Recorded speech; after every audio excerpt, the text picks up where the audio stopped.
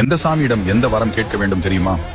ஆரோக்கியத்திற்கு அனுமனை கேளுங்கள், திருமணத்திற்கு விஷ்ணுவை கேளுங்கள், நீதிக்கு கருப்பசாமியை கேளுங்கள், பாதுகாப்பிற்கு முனீஸ்வரரை கேளுங்கள், பணத்திற்கு குபேரனை கேளுங்கள், ஐஸ்வர்யத்திற்கு லட்சுமி தேவியை கேளுங்கள், குழந்தை வரத்திற்கு முருகப்பெருமானை கேளுங்கள், உள்ள அமைதிக்கு சிவனை கேளுங்கள். செவ்வாய் வெள்ளியில் இந்த உணவுகள் சமைக்க கூடாது. கீரை மற்றும் கசப்பு உணவான பாகற்காய் சமைக்க கூடாது. கசப்பு உணவுகள் மகாலட்சுமிக்கு உகந்த உணவுகள் அல்ல. சமையலறையில் வைக்கக்கூடாத 5 பொருட்கள். அன்னபூரணி மற்றும் மகாலட்சுமி தேவியின் வாசஸ்தலமான சமையலறையில் கீழ்கண்ட 5 பொருட்களை வைக்கக்கூடாது. உடைந்த பாத்திரங்கள் மற்றும் துருபிடித்த இரும்பு பொருட்கள், இவை குடும்பத்தில் சண்டைகளை உருவாக்கும். குப்பை கூடை, துர்நாற்றம் வருவதால் லக்ஷ்மி தேவி தங்க மாட்டாள். பிளாஸ்டிக் டம்ளரில் அரிசி அளக்கக்கூடாது, செல்வக்குறை ஏற்படும். அரிசி படி பயன்படுத்த வேண்டும். துடைப்பம், சமையலறையில் வைப்பது வீட்டில் வறுமையை உண்டாக்கும்.